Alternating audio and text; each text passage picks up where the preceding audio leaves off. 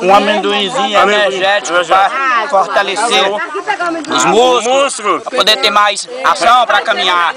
Isso é verdade. Aceita um? Aceito. Obrigado. Tu não entendeu, não.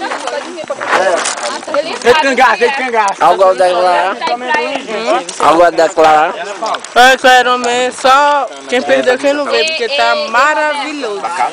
Ele não é o amor da minha vida. Maravilhoso, Iron Man. Só veio quem perdeu. Quem não veio, só teve que perder. Ó, tá me... E Jorge, O fala um pouquinho.